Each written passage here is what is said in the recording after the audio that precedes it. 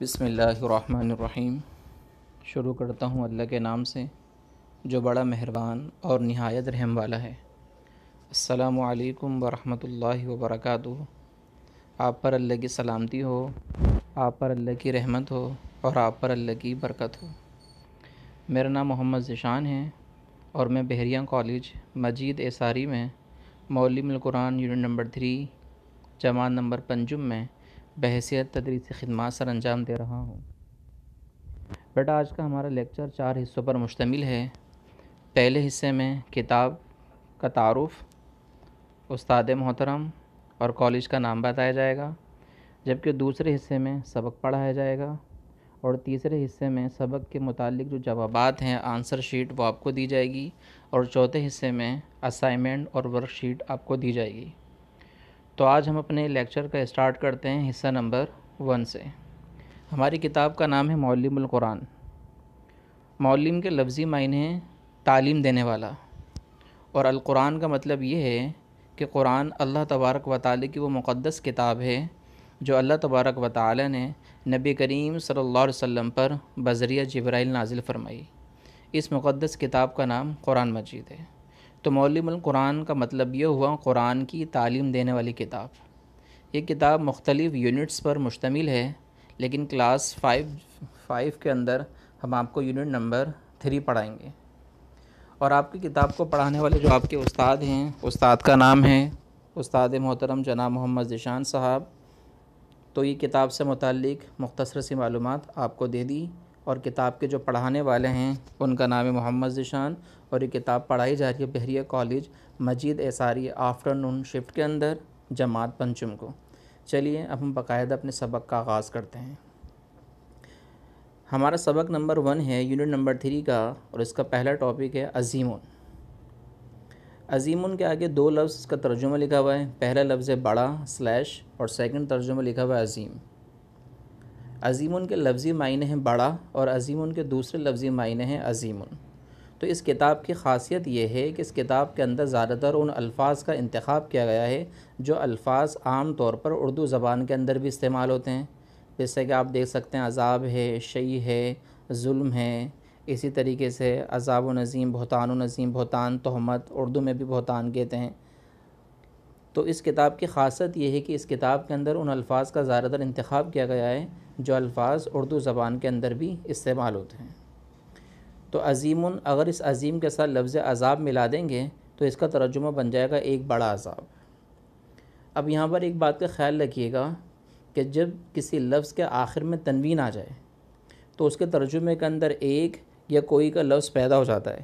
مثال کے طور پر عذاب و عظیم ایک / کوئی عذاب، لیکن جب اس کسی لفظ کے اوپر الف لام داخل آ جائے، جیسے کہ الفضل العظیم، تو ہونا تو یہ چاہیے تھا فضل العظیم، فضل عظیم، لیکن الفضل العظیم، تو اس ترجمے کے اندر ایک اور کوئی کا ترجمہ پیدا نہیں ہوگا۔ تو گویا پورے سبق کا خلاصہ اس بات پر ہے کہ اگر کسی لفظ کے آخر میں تنوین یعنی 2 زبر، 2 زیر یا 2 پیش آئے گا تو اس لفظ کے ترجمے کے اندر ایک اور کوئی کا ترجمہ پیدا ہوگا، جیسا کہ عذاب و عظیم ایک / کوئی عذاب۔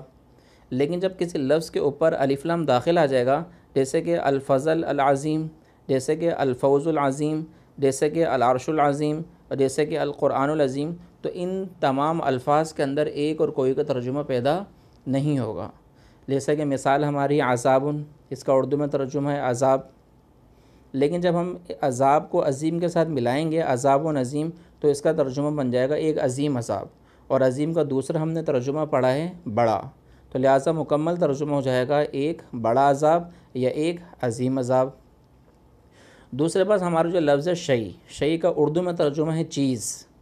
شیء کو جب ہم عظیم کے ساتھ ملائیں گے تو الفاظ یوں بن جائے گا شیء عظیم، اور اس کا اردو میں ترجمہ ہوگا ایک عظیم چیز۔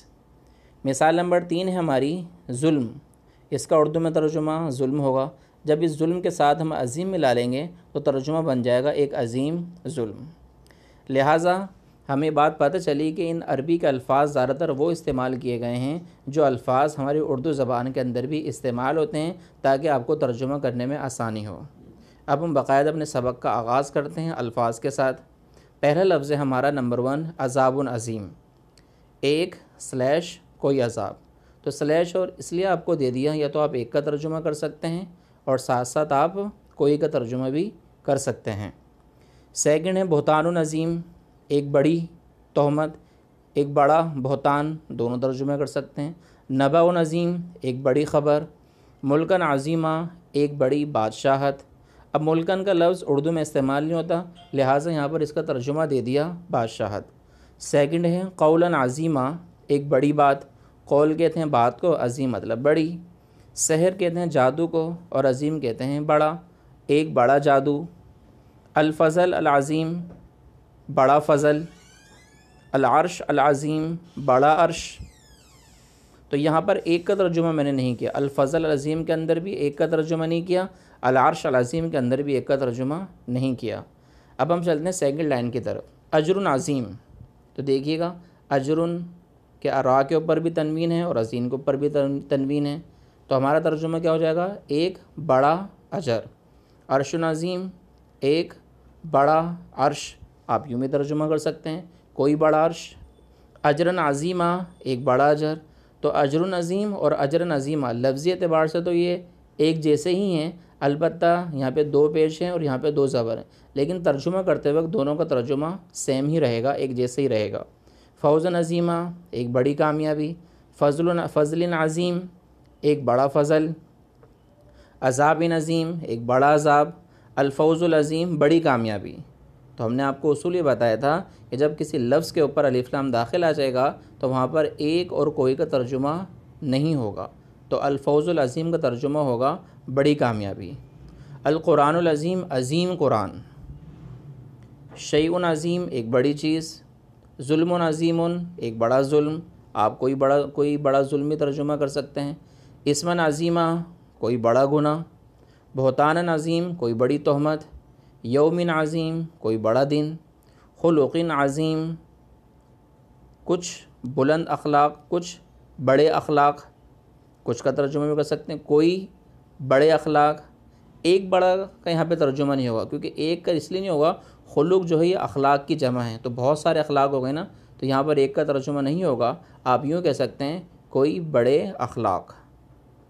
الخزي العظیم، بڑی رسوائی۔ النبأ العظیم، بڑی کامیابی۔ تو لہٰذا اس سبق کا خلاصہ یہ نکلا کہ اگر کسی لفظ کے آخر میں تنوین ہوگا تو اس کے ترجمے میں ایک اور کوئی کا لفظ استعمال ہوگا، اور اگر کسی لفظ کے شروع میں الف لام داخل ہوگا تو وہاں پر ایک اور کوئی کا ترجمہ نہیں ہوگا۔ تو یہ سارے ترجمے آپ نے خود لکھے ہیں، تو آپ کی آسانی کے لیے ہم نے آپ کو آنسر شیٹ دی ہے، آپ اس میں سے آنسر دیکھ سکتے ہیں۔ تو یہ مکمل الفاظ ہی ہیں 24، یہ 24 الفاظ نمبرنگ کے ساتھ میں نے آپ کو دے دیے، تاکہ اگر آپ کو ترجمہ کرنے میں کوئی پریشانی ہو، کوئی دقت ہو، آپ آسانی سے ترجمہ دیکھ سکیں۔ کیونکہ اس کتاب کے ترجمے کا بنیادی مقصد یہ ہے کہ کتاب اس انداز میں لکھی گئی ہے کہ آپ کے اندر اس صلاحیت پیدا ہو کہ آپ آسانی سے خود ہی ترجمہ کر سکیں۔ لیکن بہرحال کلاس 5 کا لیول ہے، پھر بھی آپ کی آسانی کے لیے ہم نے آنسر شیٹ کے اندر 1 to 24 الفاظ کے تراجم ہم نے اس میں لکھ دیے۔ اگر کسی ترجمے میں آپ کو پریشانی ہو تو آپ یہاں سے رہنمائی حاصل کر سکتے ہیں۔ اس کے بعد ہمارا چوتھا جو حصہ ہے وہ اسائنمنٹ پر مشتمل ہے۔ جیسے کہ میں نے آپ کو اسٹارٹ کے اندر معلم کی تعریف بتائی، معلم کسے کہتے ہیں، قرآن کی آپ کو تعریف بتا دی، معلم اسے کہتے ہیں جو آپ کو تعلیم دیں، اور قرآن کی تعریف آپ کو بتائی، قرآن اللہ کی مقدس کتاب کو کہتے ہیں جو اللہ تعالیٰ نے نبی کریم صلی اللہ علیہ وسلم پر نازل فرمائی، اور تنوین کی آسان سی تعریف ہم نے آپ کو بتائی، 2 زبر 2 زیر 2 پیش کو تنوین کہتے ہیں۔ حصہ نمبر 4 کا جو دوسرا پارٹ ہے وہ ہے ورک شیٹ بیس، ورک شیٹ پر مشتمل ہے۔ آپ یہ الفاظ دیکھ سکتے ہیں، جیسے کہ سحر عظیم، آپ اس کا ترجمہ لکھیں، اپنی کاپی میں آپ اس کو نوٹ ڈاؤن کر لیں۔ خلق عظیم کے کیا معنی ہیں، آپ اس کو نوٹ ڈاؤن کر لیں۔ الخزي العظیم، اس کا ترجمہ کیا ہے، بڑی رسوائی۔ القرآن العظیم، عظیم قرآن۔ شیء عظیم، ایک عظیم یا ایک بڑا ظلم، ایک بڑی چیز، اور ظلم عظیم، ایک بڑا ظلم۔ واللہ اعلم بالصواب، اور اللہ سب سے بہتر جاننے والا ہے۔ امید ہے آپ کو آج کا ہمارا لیکچر پسند آیا ہوگا۔ اللہ تعالیٰ سے دعا ہے اللہ تعالیٰ ہم سب کو قرآن مجید پڑھنے کی، سیکھنے کی، سمجھنے کی اور اس پر عمل کرنے کی توفیق عطا فرمائے۔ وآخر دعوانا ان الحمد للہ رب العالمین۔